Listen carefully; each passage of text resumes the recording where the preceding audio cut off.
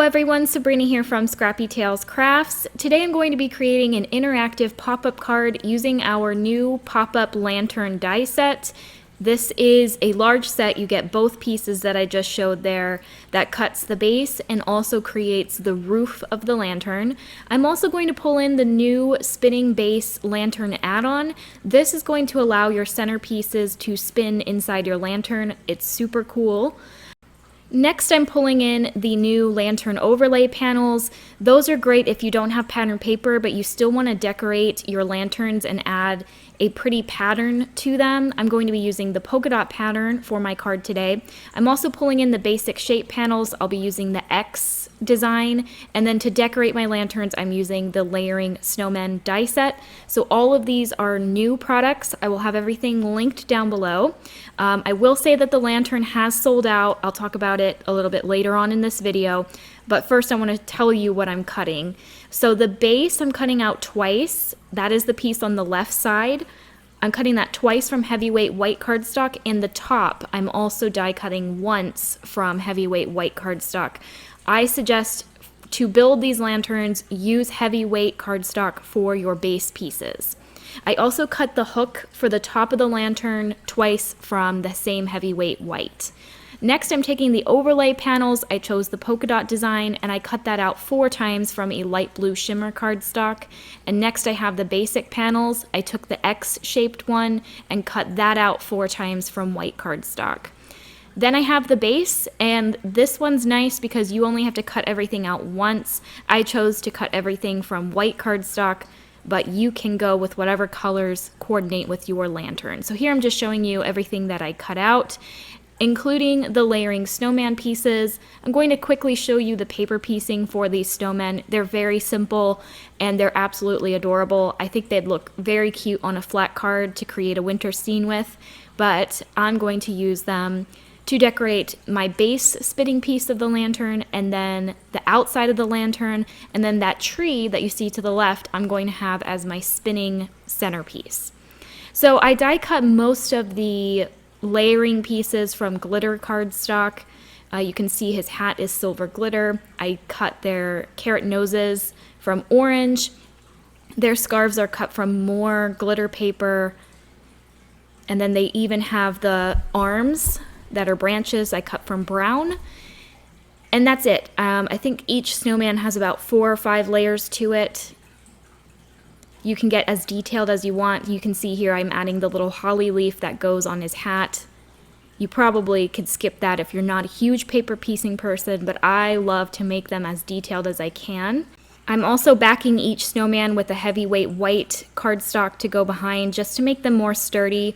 2 of my snowmen are going to be overhanging on my base and will only be glued at their feet. So I want those to be nice and sturdy so that they don't bend forward or backward. I am making 4 total snowmen because I plan on decorating the front and the back of my lantern. But you can just decorate the front if you want. You can close the back of the lantern with a solid piece of cardstock, and then you can write your message on the back. For my card, I kept it completely open because I love that open look, and I like that you can see the spinning tree on all 4 sides of the lantern. So again, I am adding a white cardstock piece behind the tree that I die cut from light green cardstock. I did cut all of the colors for this card in pastels just because I love that for winter cards. I die cut a few of the presents from the snowman die set. I did not use all of these, but I decided to have more just in case. And you can definitely use the leftovers to decorate the sides of the lantern if you want.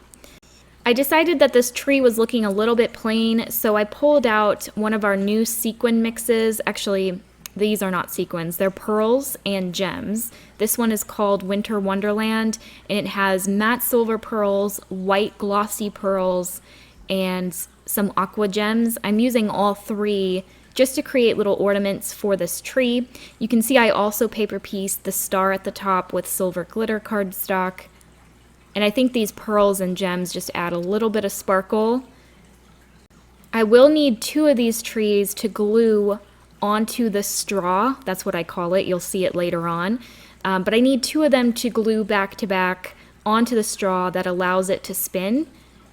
So I'm going to recreate the exact same tree off camera, and then I did do the exact same snowman again off camera for the back of my card. This little snowman has buttons engraved on her body, so I am going to add pearls there. You can add paper buttons if you want. I'm also going to add a very tiny white pearl to this snowman's hat. And then to finish it off, I'm taking a black pen and just going over the cut lines of the eyes and the mouth, so that you can better see their faces. All right, so now it's time to assemble the lantern. I am taking my blue overlay polka dot panels and gluing them on top of the windows of my lantern base. I have a total of 4, and then I have 2 bases. So I'm going to decorate both, making sure to poke out all the little holes for this design. There's also a candy cane stripe and a vertical stripe that would be super cute.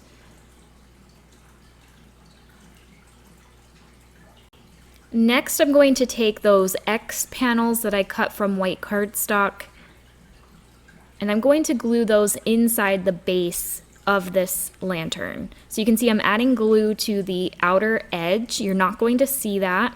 So that is where you're going to attach your X panels, and it's up to you whether you want to glue them from the inside of the base or from the outside. For many of my cards, I do prefer it on the outside because it adds that pretty trim around, but because I'm using the polka dot overlay, I want to show as much of that as possible, so that's why I'm gluing these X's from the inside. It's also at this point where it's a good idea to add acetate. On this card, I decided not to, but I am going to add my double-sided adhesive to these 1/2-inch tabs that are on the right side of these bases.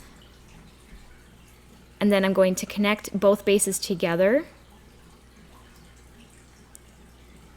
And then before I attach the ends together, I'm going to go ahead and reinforce the score lines. If you're having trouble folding your score lines, I suggest folding upwards. That for some reason seems to work for me. And then I'm going to go ahead and attach each end together.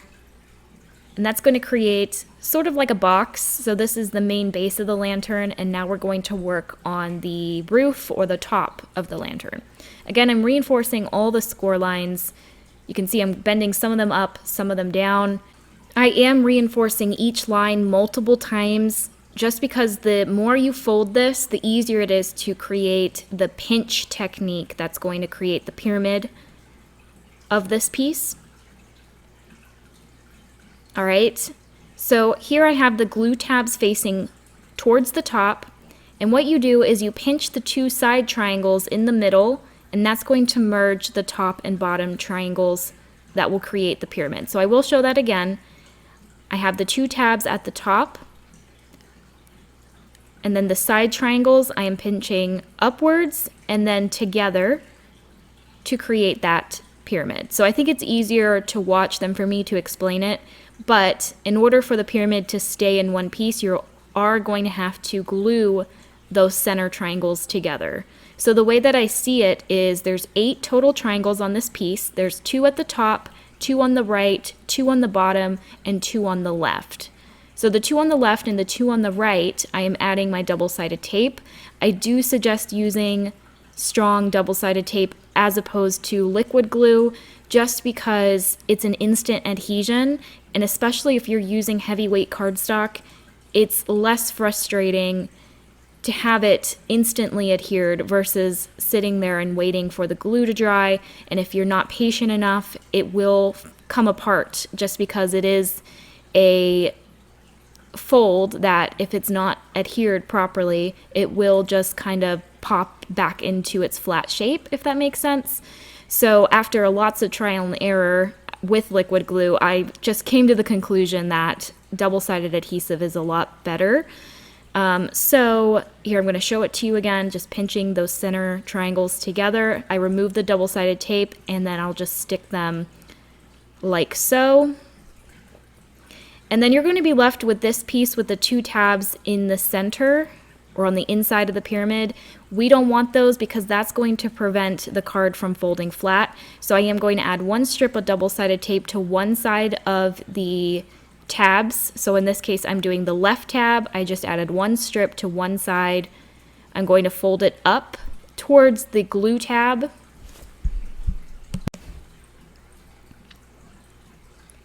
And then on the other tab, I'm going to add my double-sided tape to the back side of the tab this time because I want to glue this one downwards.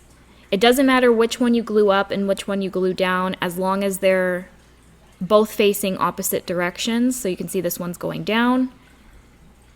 And then that finishes off the topper for the lantern. And I know it looked a little bit complicated, but once you create one of these, you can easily make more. And they're actually kind of fun to do the pinching part of the lantern. So for these glue tabs, just to make it easier for me to add them inside the lantern, I am going to trim each side a bit, just where the 2 corners meet. And then now I'm taking my 1/4 inch double-sided tape and adding that to the 2 tabs. So you're going to attach this roof piece by these 2 tabs, and then the other 2 are going to be loose so that they can fold upwards and flatten inside an envelope. So it doesn't matter which side of the lantern you want to glue the roof to, just pick a corner and adhere each tab to each wall of the lantern. And there is a score line that you're going to see on the lantern that's right above or right below the decorative edge, and that's going to tell you where to glue your tab. But you'll also see it on each corner at the top, so it's very easy to add in. And then here's how it folds flat, and then it just pops back into place when the card is folded up. All right, so I guess I showed that again for some reason. And now for the base. So again, we're going to reinforce all of the score lines before we do anything else. By doing this, it kind of trains those pieces to fold together once we add our glue. Now, my manufacturer designed this base with the corners clipped together. I'm about to show you. There are 4 little triangles on each side here, and she kept them together because if she would have made that into a full cut line, it would have bent the paper, and it would have been so close to the edge that it would have fallen off. So she suggested to leave it as one piece and have people snip that corner totally once it's folded. So that's what I did there. Then you're going to take the double-sided tape and create squares that you're just going to glue right on top. So that's going to cover the cut that we just made, but we're going to recut it. This is just easier so that you don't have to cut your tape into teeny tiny triangles. By just cutting it into a square, you can glue it right on top and then flip it around and then go over with your scissors that same diagonal cut. So like I said, it's already cut for you. You just snip the tiny piece at the top to make it a full cut line. All right, so the way that this folds is you're going to glue those 2 triangles back together, back to back, to create the steps of this base. So I removed the double-sided tape on both triangles and then I pinched them together. So here, I'll show you again. I'm going to remove the double-sided tape, pinch those triangles downwards,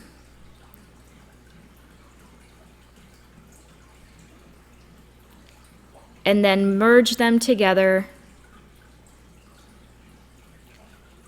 so that it creates that lift at the top part. You can see it's already kind of starting that top step. And this is where liquid glue just honestly does not work, because once you think it's dry, it never is. So you keep adding more and more glue to it. It's going to disintegrate your paper. So Definitely, if you're using this base piece, use double-sided tape instead, because this is, honestly, these corners are the only thing keeping it together. So you want it nice and strong. All right, so now we're, I think, to the last corner, and you do the same thing all around, just gluing those triangles downwards and pinching them together. And then the next level, you're going to avoid, you're just going to skip it. And then there are some more triangles on the outer edge where you're going to add more double-sided tape, and you're going to do the exact same thing for the bottom step. But here you can see I'm going all around again, just making sure that those are nice and adhered. Don't get frustrated if part of one corner loosens up a bit. Once they're all connected, it's really easy to go back in and pinch them tightly, and they will stay perfectly intact. All right, so now I'm going to do the bottom part the exact same way. This time I'm cutting my double-sided tape into triangles.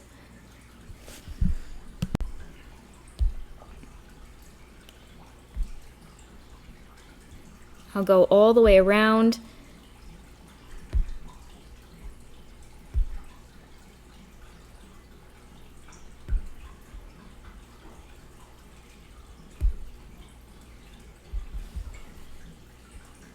And then again, I'm going to fold the triangles downwards and then pinch them together. And then that center line is going to automatically flatten so that it looks like it's a staircase almost.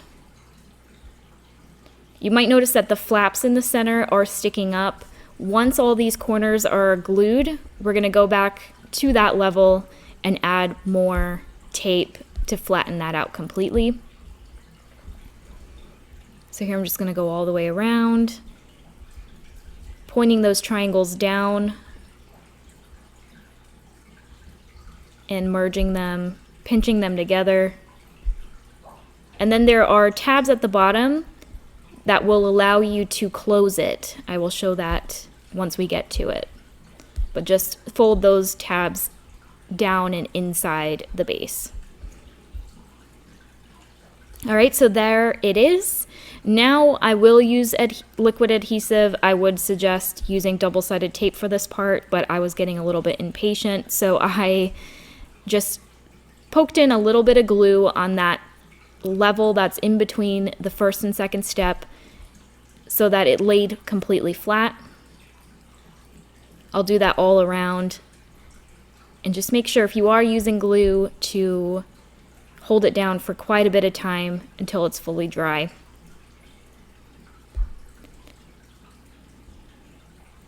All right, and that finishes off the little base for the spinning piece. And you don't have to add the spinning piece, you can just use it as a display stand, which I also really like. So here I'm just showing it perfectly fits with the lantern. Now we're going to work on the straw that is going to rotate the centerpiece. And this is included with the base. It's a small rectangle with many score lines. Do not worry about reinforcing every single score line. They're very close together. And I did that so that you can create a circular shape. So technically, you can just roll up any paper you want, and you can make it a taller straw if you want. But this one's perfectly sized. I would say that I reinforced every other score line. You're going to see that it's still round. And if you want a perfectly round straw, just use every score line that I put on the die. All right, so then you get this square piece with a circle die cut from the center and a circle with a small circle die cut from the center. Both of these are going to line up. But before I attach them together, I am going to add the circle piece inside my base just to break those slits up on the sides where you spin the circle. And I would suggest maybe spinning that circle for a good 30 seconds. The more you spin it, the better it's going to work. So once I'm happy with that and the slits are nicely separated and that circle's spinning very freely, I will take it back out, attach it on top of the square piece, just line those two center circles up, and then take a brad and add the brad inside the circles, and then loosely separate the prongs on the back. You don't want to make it super tight, otherwise it won't spin. But that square piece is going to make sure that your circle stays centered inside this base. So now I'm going to insert it back into the base. You do have to manhandle it a little bit, and that is why I suggest heavyweight cardstock to squeeze it in there, but you will get it in and it will look really good.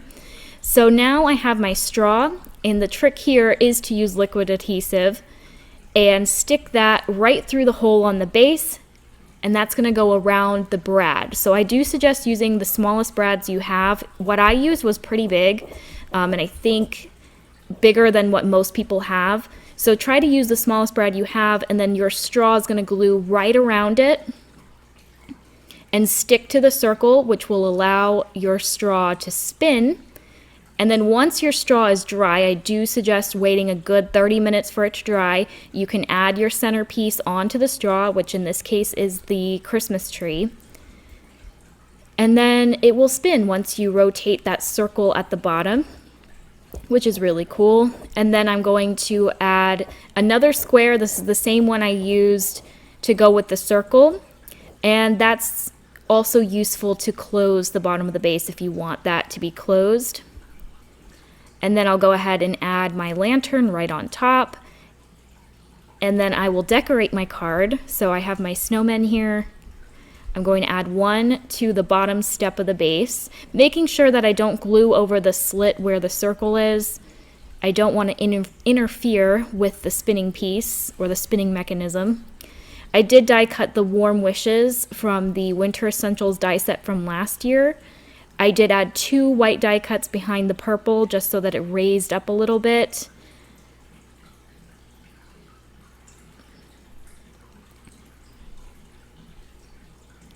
I'm also going to add some of the presents next to the snowmen. And then I'll also add my hook at the top. Now I do want to say, if you want to mail these cards, the base does not fold flat. So that is more of a home decor element. It is for people that like to hand deliver their cards. And if you add the hook at the top, make sure that you glue it lower down so that it will still fit in an envelope if you decide to just use the lantern by itself. That hook will add some extra height. So in this case, it didn't matter because I'm using the base anyway, but just be mindful when you add your hooks to glue it pretty low down so that you can still mail your cards. All right, so now I have some snowflakes from the same Winter Essentials die set that's from last year, and I cut them from coordinating colors. I added some to the back and some to the front. I almost like the back more than the front. I think the Warm Wishes might have been too much, but it's still really cute. I added my lantern back to its base, and then I'll go ahead and spin it for you guys. These cards are really fun, super cool and innovative. In fact, they did sell out over the weekend, which we haven't had a sellout for a pop-up all year. You know, I've always been really well stocked, and I thought I was well stocked for this collection, but you guys loved this lantern, so we do have it for pre-order, and we will start shipping those orders on October 27th, so that's only a week away. It's not a huge wait, but I do apologize that they sold out so quickly. I was not expecting that, but I'm really glad you guys love it. So I hope you enjoyed today's video tutorial. I will have some more coming in the next few days, and I hope you have a wonderful rest of your week. Bye!